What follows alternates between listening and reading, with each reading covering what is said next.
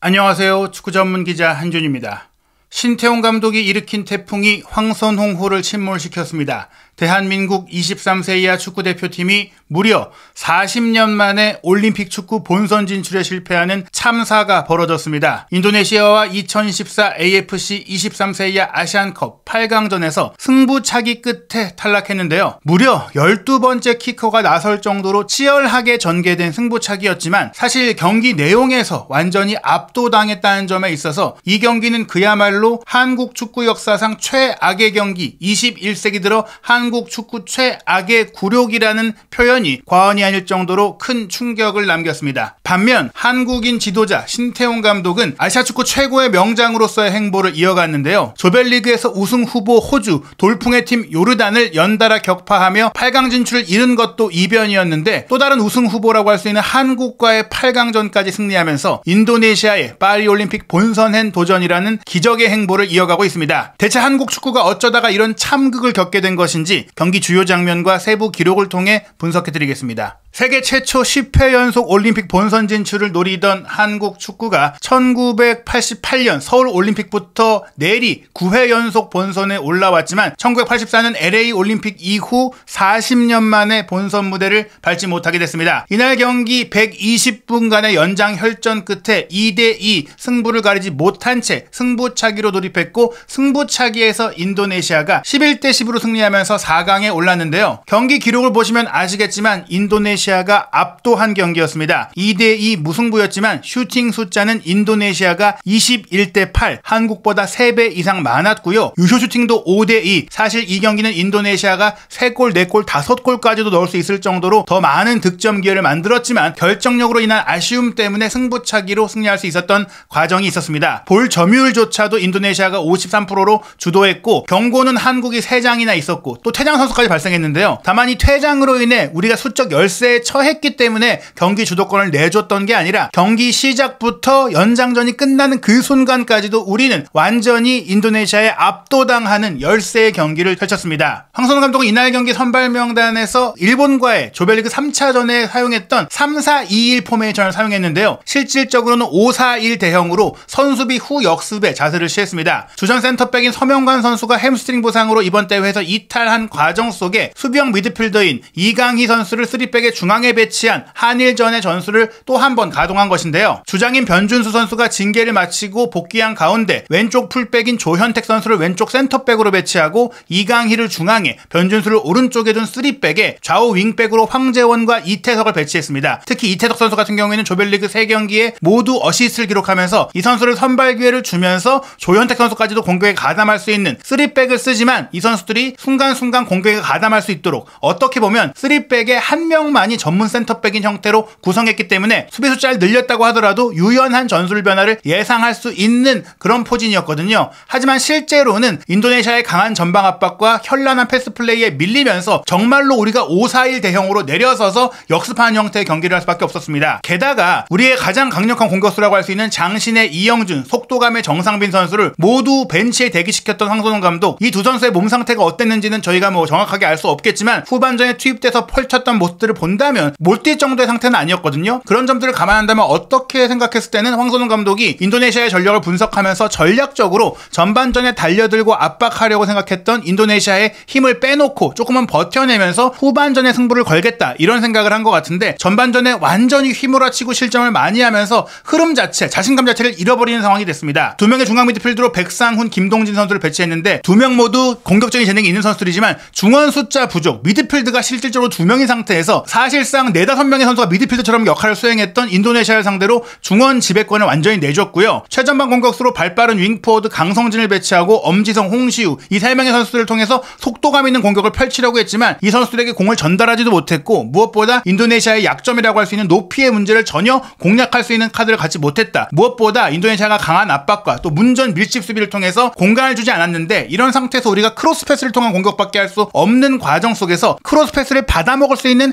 헤더 전문가가 없이 전반전을 치렀던 것도 전략적인 미스였다고 볼 수 있겠습니다. 신태용 감독은 기존에 계속 사용해왔던 3-4-3 포메이션으로 경기를 했는데요. 네덜란드 혈통을 갖고 있는 스트라이크 선수를 최전방에 배치하고 벨기에 리그에서 뛰고 있는 마르셀리노를 왼쪽에, 그리고 성인 대표팀에서도 에이스 역할을 맡고 있는 위탄 술레이만을 오른쪽에 배치했습니다. 좌우 윙백으로는 수원FC의 아르한 선수를 왼쪽에, 그리고 파미 선수를 오른쪽에 배치하면서 오른쪽 윙백은 기존의 주전 자원을 조금 쉬게 하면서 체력적인 로테이션을 가져갔고요. 두 명의 중앙 미드필더로는 헤렌벤, 네덜란드 리그에서 뛰고 있는 추아운 선수와 또 다른 네덜란드 혈통 출신인 제너 선수, 이 두 명을 배치했는데, 이 두 명이 공을 뿌리는 능력도 좋고 수비 커버 능력도 좋기 때문에 전술적인 안정성을 가져다 줬습니다. 3백은 허브너, 리즈키, 코망테구로 구성이 됐는데요. 이 코망테구 선수가 호주와의 경기 결승골의 주인공이었죠. 아리 선수가 골문을 지키는 조별리그에서 이미 많은 경험을 쌓은 선수들이 배치가 됐습니다. 경기 초반에는 우리가 먼저 앞서갈 수 있는 기회가 있었어요. 경기 시작 7분 만에 왼쪽 측면에서 이태석 선수가 올린 프리킥을 인도네시아 수비가 헤더로 잘라냈고, 흘러나온 공을 왼쪽 중앙 미드필드인 김동진 선수가 다시금 문전으로 크로스 패스를 배달했는데, 또 한 번 차단하고 흘러나온 공을 이강희 선수가 자신의 강점인 대포알 같은 중거리 슈팅으로 때려 넣으면서 골망을 흔들었는데요. 아쉽게도 김동진 선수가 재차 크로스 패스를 연결할 때 우리 선수 두 명이 오프사이드 위치에서 경합하면서 골키퍼의 시야를 확실히 가렸고 득점 상황에서 영향을 미쳤기 때문에 이 득점은 VAR 체크를 통해서 무효가 됐습니다. 그리고 이 상황 이후에는 우리가 완전히 경기를 내줬는데요. 전반 15분 선제골을 내주게 되는데, 이 과정이 사실은 기가 막혔어요. 왼쪽 수비수인 허브너가 왼쪽 윙백인 아르한에게 전진 패스를 줬고, 아르한이 왼쪽 공격수인 마르셀리노에게 논스톱으로 패스를 줬고, 여기서 마르셀리노는 왼쪽 미드필드인 추아온에게 리턴 패스를 내주면서 3선에 있던 추아온 선수가 우리 수비 한 명을 벗기면서 앞선의 공간으로 치고 올라갔습니다. 치고 올라오면서 한국의 수비 라인을 자신 쪽으로 몰아두고, 이렇게 생긴 전방 공간에서 스트라이크 선수가 중앙 공격수로서 가까이 다가오자 이 스트라이크 선수 쪽으로 우리의 수비가 쏠렸을 때 오른쪽 공격수인 위탄 선수가 중앙 공격수 위치로 들어왔어요. 그렇게 들어오면서 3자의 움직임이었기 때문에 순간적으로 프리해졌고, 이 프리해진 위탄을 향해서 추아온 선수가 패스를 줬거든요. 이 상황에서 다시금 우리 선수들이 위탄 선수를 압박했는데, 이것까지도 감안한 것 같아요. 위탄이 이 공을 받고 돌지 않고 등진 상태에서 뒤로 밀어줬고요. 뒤로 밀어준 공을 마르셀리노 선수가 그대로 중거리 슈팅으로 가져갔는데, 이 슈팅이 우리 수비를 막고 굴절된 것이 하필이면 스트라이크 선수 앞으로 떨어졌고, 여기서 스트라이크 선수가 그대로 지체 없이 오른발 가마차기 슈팅으로 우리의 골문 구석을 노리면서 선제골이 터진 것입니다. 슈팅 자체가 기가 막히게 감겨 들어가긴 했지만, 말씀드린 대로 센터백부터 윙백, 중앙 미드필더, 스트라이커까지 모두를 거치는 원터치 패스 플레이가 연달아 펼쳐지면서 득점이 나온 것은 조별리그에서도 마찬가지로 나왔던 신태용 감독이 준비했던 현란한 티키타카 플레이라고 볼 수 있겠죠. 선제골이 나온 이후에도 우리의 공세보다는 추가골을 노리는 인도네시아의 공격이 더 매서웠는데요. 인도네시아 공격의 또 다른 강점인 롱스로인이 전반 18분 아르한 선수를 통해 나왔는데, 문전에서 혼전 가운데 우리 수비가 간신히 차단하는 상황이 나왔습니다. 물론 우리도 롱스로인으로 응수를 했는데요. 전반 28분에 엄지성 선수가 문전으로 깊숙하게 던진 스로인을 골키퍼가 제대로 처리하지 못했고, 흘러나온 상태에서 혼전이 벌어졌지만 인도네시아 수비가 한 발 빨리 클리어를 하면서 위기를 넘겼습니다. 전반 32분 인도네시아의 또 다른 강점 중에 하나였던 전방 압박이 빛을 발했는데요. 아르한 선수가 우리의 후방 패스를 압박하면서 패스 미스를 유발했고, 이렇게 미스된 패스를 마르셀리노가 이어받은 이후 스트라이크에게 패스를 찔러줬고, 스트라이크 선수는 문전 왼쪽 깊숙한 곳에서 백힐 패스로 다시 마르셀리노에게 패스를 내줬고, 여기서 골키퍼와 1대1 상황이 됐거든요. 이거 골 먹었다라고 생각한 장면이었는데, 마르셀리노 선수의 슈팅이 골문 옆으로 아슬아슬하게 빗나가면서 우리가 위기를 넘겼습니다. 그리고 이 위기 뒤에 기회가 왔는데요. 전반 45분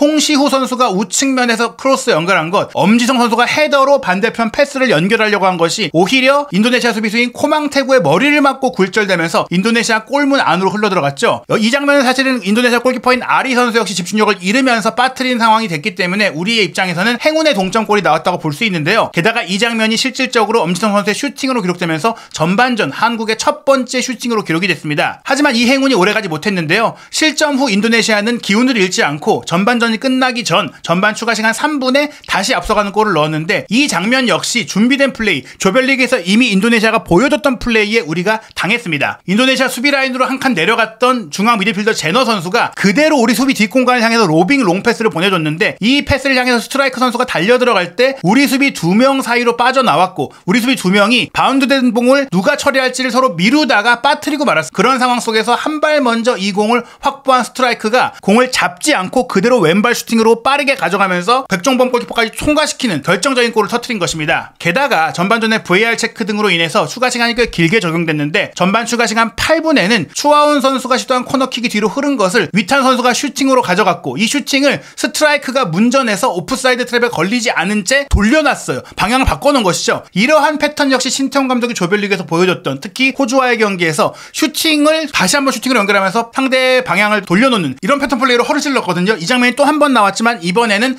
백종범 선수가 선방하면서 추가 실점은 막아냈습니다. 전반전 기록을 보면 인도네시아가 51.1%로 점유율도 앞섰고요. 슈팅 숫자가 무려 7대1이었고 유효 슈팅이 3대0이었습니다. 우리가 인도네시아를 상대로 공도 많이 만지지 못했고 슈팅 기회도 거의 만들지 못하면서 압도를 당했다. 이건 정말 상상도 할 수 없었던 내용이거든요. 이러한 가운데 후반전 시작과 함께 황선홍 감독은 홍시후, 이태석, 김동진 선수를 빼고 이영준, 정상빈, 강상윤 선수를 투입하면서 4-4-2로 대형을 바꿨습니다. 이영준과 정상빈을 투톱으로 두고 엄지성, 강성진을 좌우 측면에 그대로 유지했고요. 공격 미드필드를 볼 수 있는 강상윤 선수를 백상호 선수와 함께 2명의 중앙 미드필드를 배치하고 조현택 선수를 왼쪽으로 전진시키면서 포백으로 전환을 한 것이죠. 한편 신태용 감독 역시 전반전에 자책골을 기록한 센터백 코망 태구를 빼고 페라리 선수를 오른쪽 센터백으로 배치했는데요. 이러한 선수 교체에도 불구하고 여전히 득점 기회는 인도네시아가 만들었습니다. 후반 시작 9분 만인 54분에 인도네시아가 또 한 번 전방 압박 상황에서 성공하면서 센터백인 리즈키 선수가 이 압박에 가담했기 때문에 그 공을 그대로 몰고 오른쪽 측면에서 오버래핑을 했어요. 그 다음에 리즈키가 왼쪽 반대편으로 크로스 패스를 딱 넘겨줬을 때 스트라이크가 달려들어와서 슈팅을 가져갔는데 스텝이 조금은 꼬이면서 엉뚱한 방향으로 슈팅이 이어졌죠. 이거 슈팅만 제대로 임팩트 됐으면 골키퍼를 마주한 상태였기 때문에 세 번째 골을 충분히 내줄 수 있었던 위험한 상황이었고요. 1분 만인 55분 마르셀리노 선수가 오른쪽 풀백인 파미에게 전진 패스를 줬고 파미가 이 공을 받아서 몰고 들어가다가 다시 바깥쪽으로 돌아 들어오는 마르셀리노에게 패스를 해줬습니다. 두 선수가 위치를 바꿔가면서 우리 수비를 교란했고요. 마지막 순간에 마르셀리노가 컷백한 것 문전 우측에서 아르한 선수가 슈팅을 가져갔는데 이 슈팅이 크게 벗어나고 말았어요. 왼쪽 풀백인 아르한이 순간적으로 우측까지 올라와서 프리한 상태가 됐고 여기서 슈팅만 정확하게 임팩트가 됐으면 역시나 세 번째 골을 내줄 수 있었던 위험한 상황이었습니다. 57분에는 우리의 공격을 차단한 인도네시아가 빠른 역습으로 득점 기회를 만들어냈는데요. 중앙 미드필드인 추하온 선수가 우리의 공격이 차단되자마자 공을 운반해서 올라간 이후 바깥쪽 왼쪽으로 침투해 들어가는 스트라이크 선수에게 스루 패스를 줬고 스트라이크 선수가 문전으로 치고 들어오면서 우리 수비 한 명까지 제쳐내고 오른발 가마차기 슈팅을 시도한 게 크로스바를 넘겼거든요. 물론 이 장면에서 스루 패스를 받는 순간에 스트라이크의 위치가 오프사이드였기 때문에 득점이 되었다고 하더라도 무효로 판정됐을 가능성이 높지만 그 간발의 차이가 아니었다면 우리가 이 장면도 실점에도 할 말이 없을 정도로 수비 조직이 무너졌던 장면입니다. 58분에도 아르한 선수의 스루 패스를 받은 마르셀리노가 문전 왼쪽을 돌파해 들어가다가 컷백을 했더라면 골문이 완전히 열렸었기 때문에 실점할 수 있었는데 본인이 조금 욕심을 부리면서 슈팅을 가져간 게 옆구무를 때리면서 기회가 무산됐었습니다. 우리에게도 기회가 없던 것은 아니었는데요. 60분에 정상빈 선수가 오른쪽으로 크게 전환한 패스를 황재현 선수가 이어받은 후 컷백으로 줬고 강성진 선수가 문전에서 슈팅을 가져갔지만 인도네시아의 블로킹에 그대로 차단됐습니다. 이러한 가운데 신태용 감독은 수비가 흔들리자마자 65분에 오른쪽 수비수인 파미 선수를 빼고 파자르 라흐만 선수를 투입했거든요. 이 상황 직후에 우리는 또 하나의 악재를 겪게 됩니다. 68분 허브너 선수와의 경합 속에서 조금은 감정 다툼을 벌이던 이영준 선수가 전방 압박을 가하다가 허브너 선수의 정강이와 발목을 짓이기는 상황이 펼쳐졌어요. 애초에는 경고 판정을 받았지만 주심이 온필드 리뷰를 한 이후에는 퇴장으로 판정을 바꾸게 됩니다. 우리는 수적 열세까지 처하게 됐고 장신 공격수인 이영준 선수도 활약할 수가 없게 됐죠. 황선홍 감독은 74분에 지친 엄지성 선수를 빼고 개인 돌파 능력이 좋은 홍혜선 선수를 투입하면서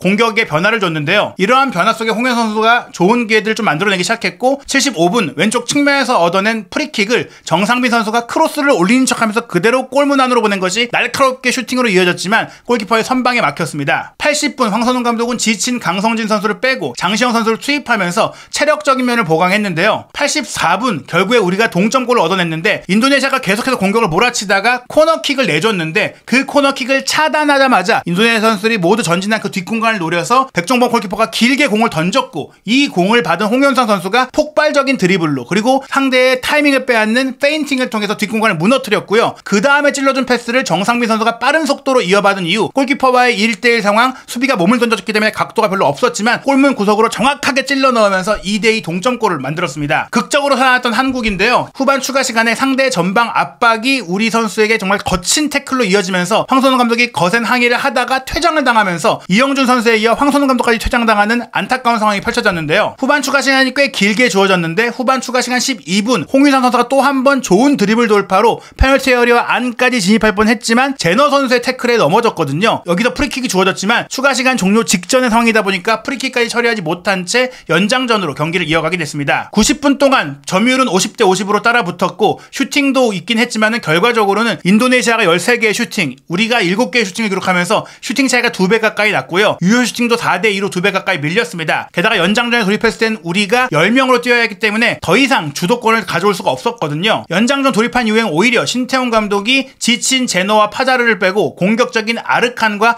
켈리를 투입하면서 승부차기로 가기 전에 경기를 결정하기 위한 의지를 보였습니다. 실제로 101분에는 아르한의 롱스로인이 뒤로 흐른 것을 마르셀리노가 헛발질하지 않았다면 골이 될 수 있었고요. 그 뒤에 이어진 위탄 선수의 슈팅도 크게 허공을 가르면서 무산된 상황이 나왔습니다. 연장전에도 계속해서 인도네시아가 공격을 주도했는데요. 연장 후반을 앞두고 인도네시아는 지친 위탄을 빼고 스트라이커 사나타를 투입했고 우리는 오른쪽 풀백인 장시영 선수를 빼고 중앙 미드필더인 김민우 선수를 투입했습니다. 한일전에 결정적인 헤더골을 넣었던 김민우 선수를 통해서 높이를 활용한 공격을 노린 것인데요. 하지만 연장 후반전에도 계속해서 인도네시아가 공격을 펼쳤고 110분 같은 경우 허브너의 왼발 중거리 슈팅을 백종범 선수가 간신히 막아낸 이후 흘러나온 공을 켈리가 슈팅한 것이 크로스바를 크게 넘기지 않았다면 역시나 실점할 수 있었던 위험한 장면이 펼쳐졌습니다. 114분 같은 경우엔 추하온 선수의 왼발 중거리 슈팅이 아슬아슬하게 빗나가기도 했고요. 117분에는 마르셀리노의 크로스 패스를 사나타가 헤더 슈팅으로 가져간 게 허무하게 빗나갔습니다. 사실 이 장면도 헤더 임팩트만 제대로 됐다라면 우리가 실점할 수 있는 위기였거든요. 결국에는 연장전까지 모두 치른 시점에 인도네시아는 21개의 슈팅, 우리는 8개밖에 슈팅을 하지 못하면서 철저하게 밀린 경기로 승부차기에 가게 됐습니다. 어떻게 보면 인도네시아가 승부차기로 간 게 억울할 수 있었던 내용이었는데요. 승부차기도 정말 치열했습니다. 우리의 선축으로 진행된 가운데 양팀 선수들이 모두 깔끔하게 성공시키다가 인도네시아가 마지막 키커인 허브너 선수의 슈팅이 골키퍼 정면으로 흘렀어요. 골키퍼가 넘어지는 것을 보고 슈팅하려고 했는데 백준호 선수가 무너지지 않으면서 막아냈지만 아쉽게도 이 무너지지 않는 과정 속에 골라인에서 발을 뗀 것이 확인이 되면서 다시 차라는 신호가 나왔고 다시 찬 허브너 선수는 이번에는 정확하게 구석을 때리면서 서든데스로 넘어갔습니다. 서든데스에서도 양팀 선수들이 계속해서 득점을 성공시키는 가운데 강상윤 선수의 슈팅이 아리 골키퍼의 선방에 막혔거든요. 하지만 직후에 아르칸 선수가 다시 골대 밖으로 실축을 하면서 계속해서 승부차기가 이어졌습니다. 그러던 와중에 이강희 선수의 슈팅을 아리 선수가 선방하면서 골키퍼까지 차고 다시 첫 번째 킥커부터 차던 그 순간까지도 이어졌던 승부는 아르한 선수가 승부차기 11번째 골을 성공시키면서 인도네시아의 극적인 4강 진출로 끝나고 말았습니다. 한국 축구가 40년 만에 올림픽 본선 진출에 실패하면서 황선홍 감독의 임기도 여기서 끝날 것이 예상되고요. 성인 대표팀 감독 후보로 올랐던 상황도 아마도 종식되지 않을까 생각이 됩니다. 일본이 개최국 카타르와의 경기에서 혈전 끝에 4대2 승리를 거두면서 조별리그 한일전 패배에도 불구하고 4강에 올랐고 인도네시아는 이번 대회 역사상 처음으로 본선에 오른 것에 이어 4강까지 오르게 됐는데요. 4강전에서 패배한 팀은 3위 결정전을 통해서 본선 진출 티켓을 얻게 되고 3위 결정전에서 패배한 팀은 아프리카의 플레이오프에 나선 기니와의 경기를 파리에서 치른 이후 그 경기 결과를 통해서 본선 진출을 노릴 수 있기 때문에 4강에 오른 점은 파리올림픽 진출에 굉장히 가까워졌다고 볼 수 있겠습니다. 인도네시아는 4월 29일 월요일 밤 11시에 우즈벡과 사우디의 경기 승자와 4강전을 치르고요. 일본은 일본과 베트남의 경기 승자와 4강전을 치르게 됩니다. 과연 신태용 감독이 일으킨 태풍 인도네시아가 정말로 파리올림픽 본선까지 갈 수 있을지 또 이번 대회 우승까지 이룰 수 있을지 한국 대표팀은 탈락했지만 한국인 지도자로서 아시아 최고의 명장으로서 평가받고 있는 신태용 감독의 여정은 한준TV가 계속해서